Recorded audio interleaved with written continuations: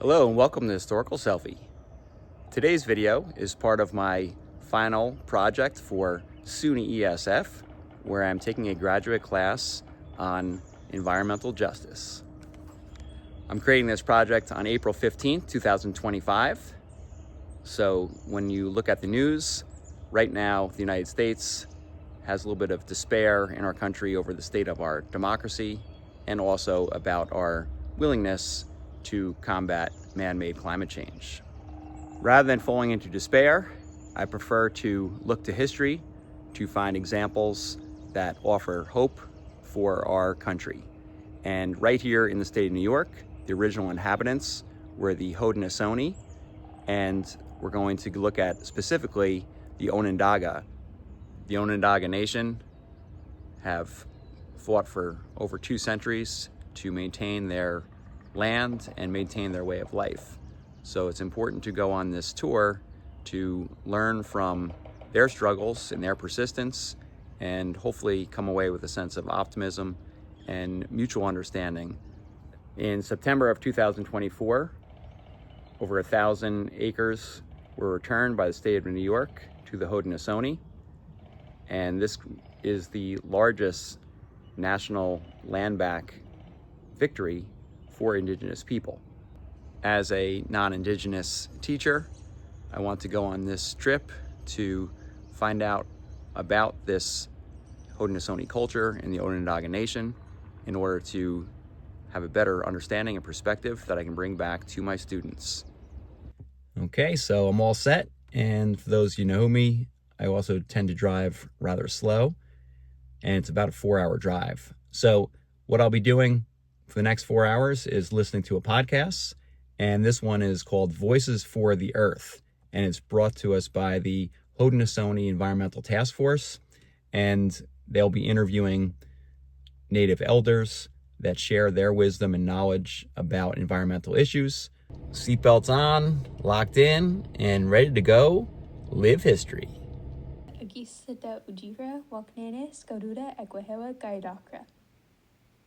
Hello, my name is Violet Printup. I am Tuscarora Nation Bear Clan, and I'm your host for the new Voices for the Earth podcast. This podcast is brought to you by the Haudenosaunee Environmental Task Force. To give some background, the Haudenosaunee are a confederacy of 6 nations representing the traditional council of each nation: the Mohawk, Oneida, Onondaga, Cayuga, Seneca, and Tuscarora. In 1992, the Haudenosaunee sent a delegation to the United Nations Earth Summit in Rio de Janeiro, Brazil, to spread the words of the Thanksgiving address, the philosophy of our people. This delegation reminded the entire world that we have a responsibility to act as caretakers of the natural world. Following the Earth Summit, the Haudenosaunee held a Grand Council to discuss the environmental degradation of our communities. In accordance with the Great Law of Peace, the Grand Council passed and agreed, based on Haudenosaunee protocols and cultural beliefs, to establish the Haudenosaunee Environmental Task Force, or HETF.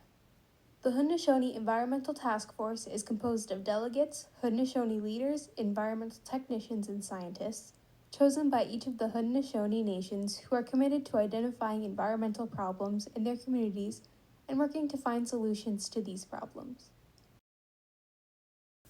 Well, there's a whole bunch of those principles or tenets that our people live by. You know, responsibility is the best practice. Somebody said, what? Responsibility. Accepting responsibility for who and what you do is the best practice in the world, not rights and not laws. Laws you make to protect the minimum, and rights can only be limited and can be taken away. However, when I'm not doing the dishes with my wife and I'm supposed to be, I know that I'm not fulfilling my responsibility, and I don't need 2 lawyers to come and tell me. So our people focused on giving our people responsibilities and understanding them. And of course it was difficult. And of course not everybody does it the same way. But we were tolerant, and we allowed people to understand their responsibilities and work with them. And so our societies didn't need a lawyer.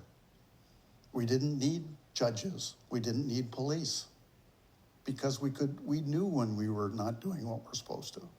So there are so many of those tenets that are out there, that people who are close to the land know. That's one of the greatest things that I learned.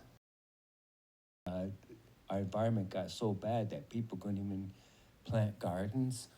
The fish became so polluted, people couldn't eat the fish. All these things that we depended on, for survival. There was a call from Onondaga that came to the Nation Council of Chiefs, and they want us to bring all their environmental people there, along with the councils. And so they wanted me to go to this meeting before it was even called AGTF. It was just a group of us coming down to Onondaga to talk about environment. And so that's when I met people from the other confederacy. Before, I never got outside of Haudenosaunee, and I didn't know that much. I knew the other nations exist, but I didn't know much about them. It was all laid out for us, in all our teachings, all our traditions, like the Great Law, the ceremonies, the treaties. People need to know about all these things if they want to take care of the environment. And they said whatever we develop, to teach our people and our children about how to protect the environment, we would try and develop things that would to teach them.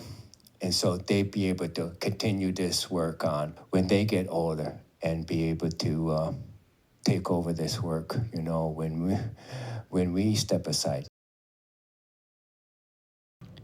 Time to take a break. Okay, so I'm about 10 minutes away from my destination of the Onondaga, where they got their land back.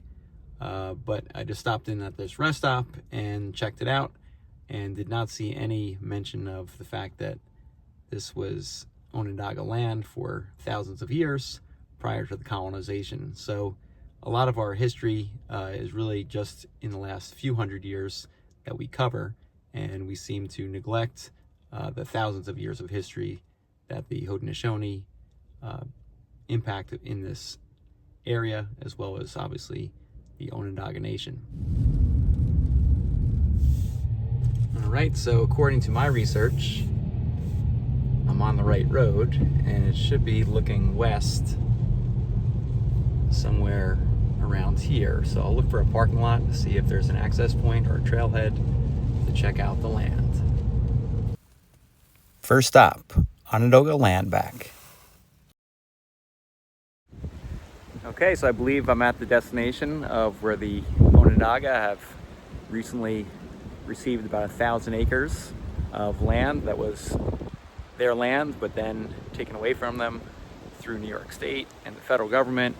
And behind me, I believe, is the part of the Onondaga Creek that had become polluted because of a salt venture named Honeywell Corporation that polluted the land.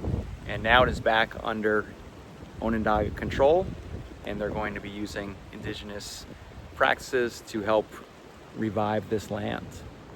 The signs say no trespassing, and this is private property.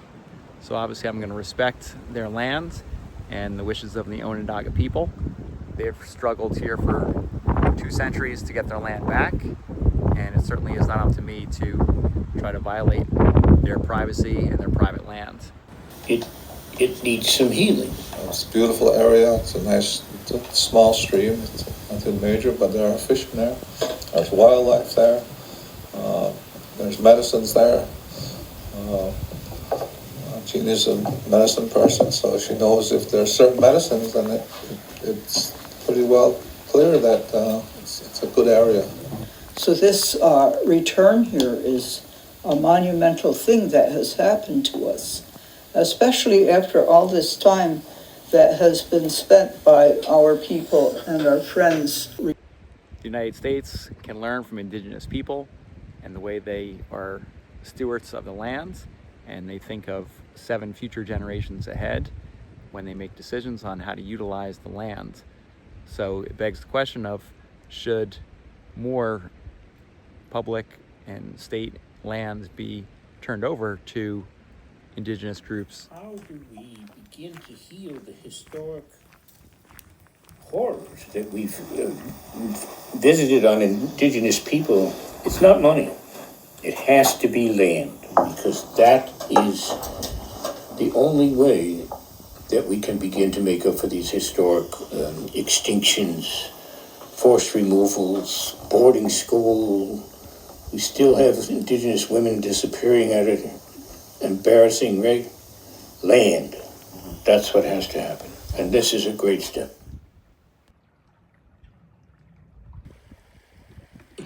For generations and generations, our people have talked about the land that we have been removed from, and land that formerly our people lived on, traveled on, derived our sustenance from it. And so this is a great occasion for us.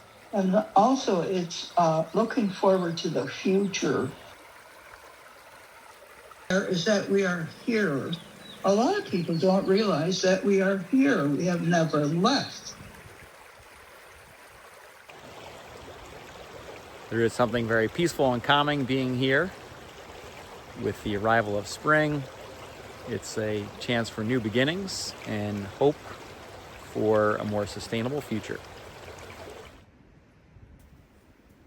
And growing up on the nation as I did, I spent years on the creek swimming, families fishing. My children never had that opportunity because of the pollution in Onondaga Creek. The waters went brown and muddy. Years ago, the Onondaga people could come here and fish, but now the stream and creeks are polluted from the salt fields that now it is unsafe to eat fish from this creek. Next stop, drive through the Onondaga Nation.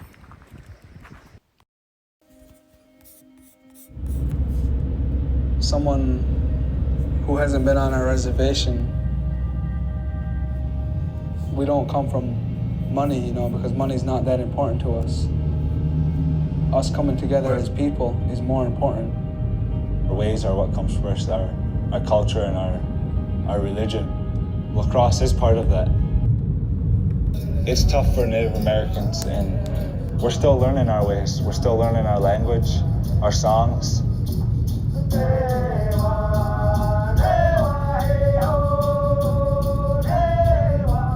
A lot of natives that go off to school, they forget who they are. They forget their ways and their traditional values, and I didn't want to lose that connection. I didn't want to lose who I was. Next stop, off to SUNY ESF.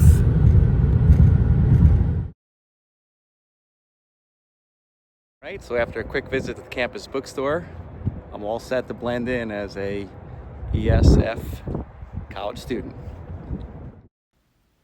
At SUNY ESF, the Center for Native Peoples and Environment is to create programs that draw on the wisdom of both Indigenous and scientific knowledge in support of our shared goals of environmental sustainability. Okay, so I found my moment of Zen here at SUNY ESF in the greenhouse, and it's a pretty cool space to walk around.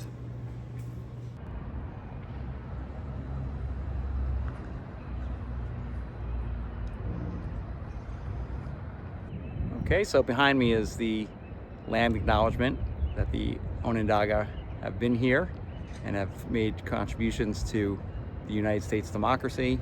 You'll see the eagle and the seal, and you'll see Ben Franklin alongside the Haudenosaunee people. So it's good to know that here on campus they recognize Indigenous people and the contributions of the Haudenosaunee and the Great Law of Peace. So we can definitely learn from the original inhabitants of this area. On the other side of the monument is the Hiawatha Belt, which was the original wampum belt that accepted the Great Law of Peace with the 5 nations, and the Onondaga, the fire keepers, at the center. Eventually, the Tuscarora joined for the 6 nations. So there's a lot of history right here in this wampum belt that has been turned into a flag. My time has come to say goodbye to SUNY ESF, and it's good to know that they acknowledge Indigenous culture and is part of their curriculum and part of the school's heritage. So keep up the good work, Mighty Oaks, and we'll see you again soon. Next stop is Onondaga Lake, one of the most important places for the founding of the Haudenosaunee, or people of the Longhouse. So this is where the peacemaker brought his message of peace, and the great law of peace was established. The Haudenosaunee are the oldest living democracy in the world. Tragically, by the mid-20th century, Lake Onondaga had become industrialized and one of the most polluted lakes in the entire nation.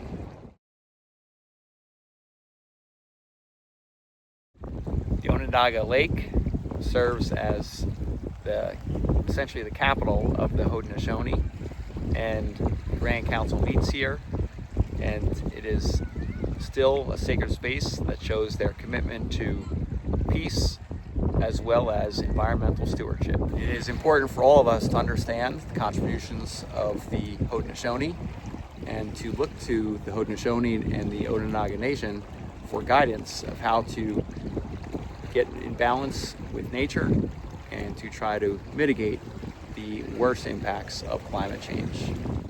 Final stop, the Scano Great Law of Peace Center.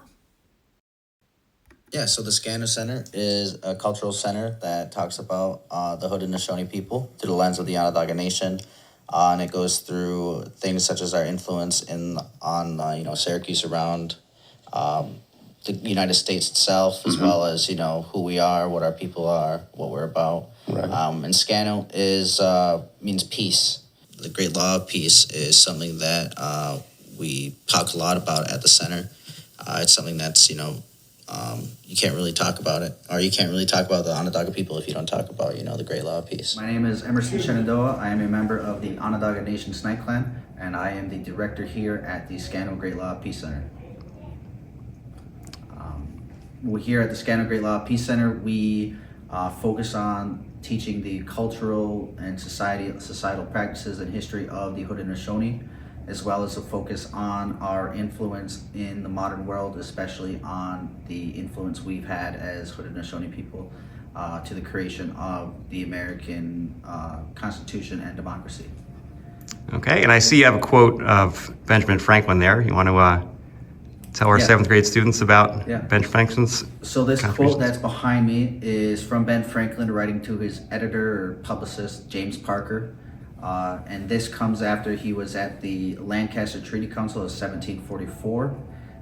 In that Treaty Council, Gunnis Hidalgo, a Haudenosaunee leader, gave a talk about the Great Law of Peace, which is our fundamental ideology that we follow as Haudenosaunee people. And from this, Benjamin Franklin heard it and became inspired.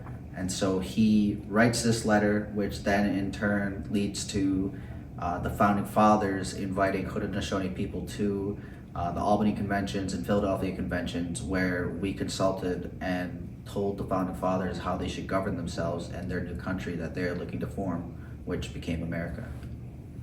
Okay, thank you. And any suggestions for 7th graders that might want to learn more about Haudenosaunee culture? Yeah, I would say visit your local historical centers, museums, or culture centers that focus on Haudenosaunee culture, as well as don't feel nervous or scared to reach out to different nations. If you want to learn more, we're always happy to help and tell people the real truth. All right, thank you. Okay, so from the shores of Onondaga Lake, it is time for me to say goodbye. I've learned a lot on this trip about Haudenosaunee culture, and I've got a lot of perspectives that I can hopefully bring back to the classroom. So I encourage you to go to these sites for yourself and see where it all began, right here on the shores of Lake Onondaga. Peace.